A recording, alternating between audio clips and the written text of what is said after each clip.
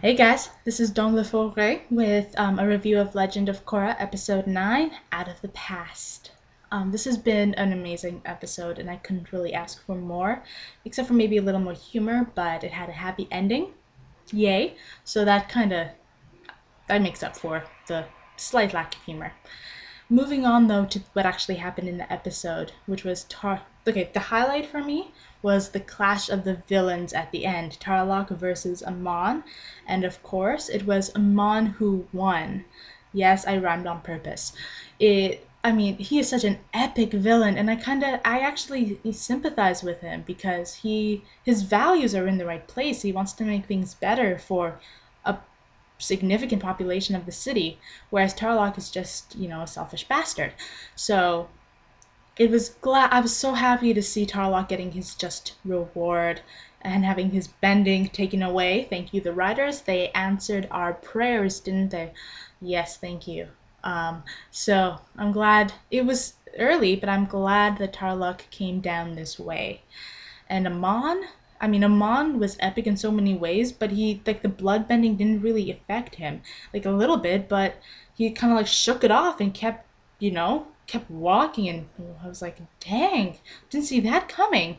But now I have a bit of a theory as to why, and it has to do with his weird bending power, which I'll get into in a moment. Lynn.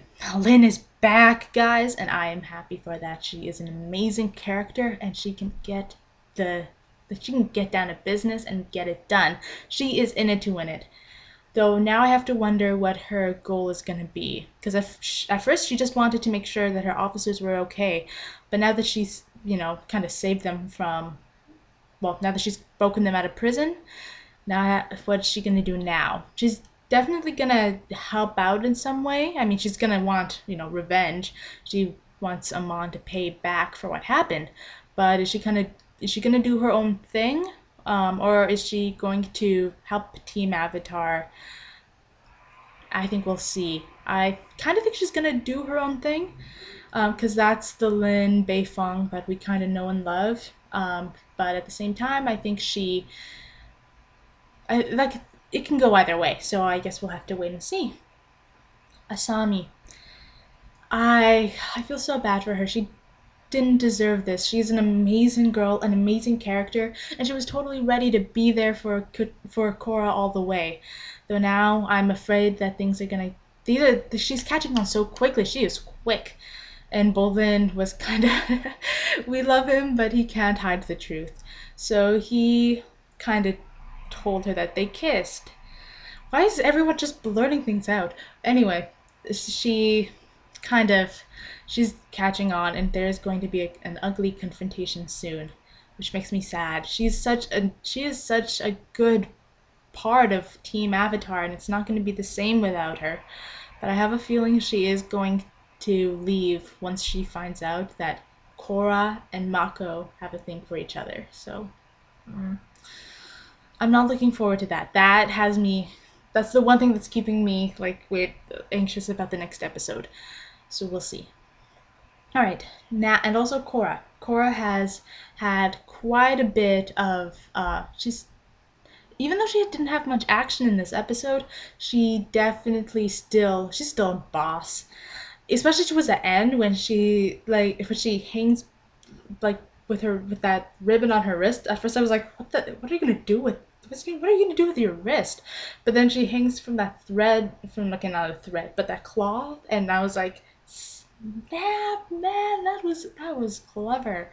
So, but I think the meditation kind of helped, because she's always moving and she's always being very active, and now she finally got a chance to kind of sit back and meditate. Meditate. Usually I think meditate like this, but anyway, she was able to make sense of the visions and get the hell out of there, and I admire her so much for it. So go, Korra! Though unfortunately we didn't get to see much of the Avatar state. Anyway, moving on to the visions. I love them, and I there were parts of them that I didn't like. I think there are still a few more questions that could be answered. I think like how Oh, well, okay, I think I'll be satisfied with the explanation that you can bloodbend at will. Though now I'm just kind of wondering. So, but wait, the moon strengthens the waterbenders. Why couldn't Yukon or Tarlock bloodbend during a full moon? That doesn't make too much sense to me. But I guess there are weird bending powers, and you can't really explain how or why. So anyway, going back to the visions, what I didn't like so much about them was that we didn't see any Katara and any Zuko. I was kind of like, Zuko I can forgive because he's like on the other side of the world, doing his Fire Lord thing. So I can understand if he can't abandon everything just for Republic City, even though he is a founding father. But Katara, why the hell wasn't Katara there? She's Aang's wife. Why? She should be there for her husband. But no. So, yeah. Or, there was one reviewer who was like, maybe she was having an affair with Zuko. I was like, that's funny. But in any case, she wasn't there, and I do not forgive her for that. And I hope maybe in some more visions we'll see some Katara kicking butt, because I want to see some waterbending action from the old gang. But what we did see, which made me very happy, was Toph and Sokka being their lovable selves. Like, they've obviously matured a bit because they've grown up, but they still have everything that makes them so lovable. I mean, Twinkle Toes, Trusty Boomerang.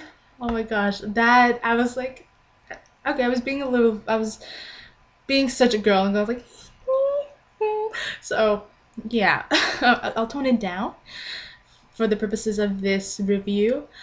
But thank you, writers, for giving us some more Toph and Sokka. But please give us some more Zuko and Kitara, please. I mean, just having a statue of Zuko isn't going to be enough, for me at least. Okay, so also with these visions, though, even though they definitely applied a lot to Tarlock, I think they also did quite a bit. They also explained a few things for Amon, and I hope Korra won't dismiss them just because she's done with Tarlock. Um, so here's what I'm going to get into. Here's finally the weird bending power that I believe Amon has. He's not a bender per se, but I think he can nullify bending. So that way he can be like a hero to non-benders, and I think that makes sense. First of all, we saw him being able to shake off Tarlock's blood bending as if it wasn't much of a big deal. And he's also able to take away other people's bending. So I don't think it's not because of spirits. No. I think that was just propaganda. But definitely he can. I think his abilities as a nullifier, if that's a word, will do serve handy when he takes away a person's bending. And talking about energy bending, what he does and what Amon did aren't quite the same. And thanks for the visions, we got to see some more energy bending from Aang, and we saw the two thumbs. And Aang had to go into the Avatar state. If anyone noticed, his eyes and the arrow glowed. So, but he used those two thumbs, whereas Amon just uses the one. I think that's just a modified version of what Aang does, and because it's modified in some way, I think Korra as the Avatar, will be able to reverse what Amon did, say for the officers, who didn't quite deserve it. So let's hope. And Amon is going to be very epic. I don't think we've seen everything that he is capable of. Dun dun dun. So that has me actually excited to see what's going to come up next from him. Yeah. All right, that's everything I've got. Thank you guys so much for listening and watching, and I hope you guys have a great day. Again, let me know what you guys think down below. I love hearing new ideas, and some of them are so clever, and they just blow my mind. So comment down below and let me know what you guys think. So thanks again for watching. I'll see you again for episode 10, guys. Thanks.